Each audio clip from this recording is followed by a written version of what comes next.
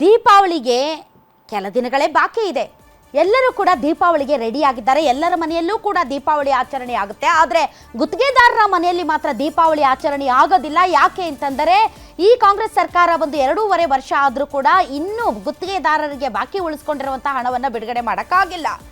ಇಡೀ ರಾಜ್ಯದ ಜನರಿಗೆ 5 ಗ್ಯಾರಂಟಿ ಕೊಟ್ಟರು, ಗುತ್ತಿಗೆದಾರರಿಗೂ ಕೂಡ ಗ್ಯಾರಂಟಿ ಕೊಡ್ತಾರೆ ಅಂತ ಅನ್ಕೊಂಡಿದ್ವಿ. ಆದರೆ ಗ್ಯಾರಂಟಿ ಕೊಡ್ತಾ ಇಲ್ಲ. ಡಿಸೆಂಬರ್ವರೆಗೆ ಡೆಡ್ಲೈನ್ ಕೊಡ್ತೀವಿ, ಡಿಸೆಂಬರ್ವರೆಗೆ ಏನಾದರೂ ಗುತ್ತಿಗೆದಾರರ ಬಾಕಿ ಹಣ ಪಾವತಿ ಆಗದೆ ಹೋದರೆ ಬ್ರಹ್ಮಾಂಡ ಭ್ರಷ್ಟಾಚಾರ ಬಯಲು ಮಾಡ್ತೀವಿ ಅಂತ ಇವತ್ತು ಗುತ್ತಿಗೆದಾರರ ಸಂಘದ ಅಧ್ಯಕ್ಷರು ಮತ್ತು ಆ ಒಂದು ಸಂಘದ ಮೆಂಬರ್ಸ್ ಪ್ರೆಸ್ ಮೀಟ್ ಮಾಡಿದ್ರು.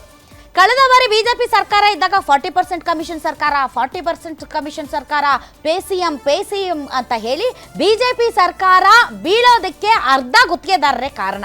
ಈಗ ಮತ್ತೆ ಗುತ್ತಿಗೆದಾರರು ರೊಚ್ಚಿಗೆದ್ದಿದ್ದಾರೆ. ನಿಮ್ಮ ಬ್ರಹ್ಮಾಂಡ ಭ್ರಷ್ಟಾಚಾರ ಬಯಲು ಮಾಡಿಬಿಡ್ತೀವಿ, ನೀವೇನಾದರೂ ಬಾಕಿ ಹಣ ಬಿಡುಗಡೆ ಮಾಡಲಿಲ್ಲ ಅಂತ.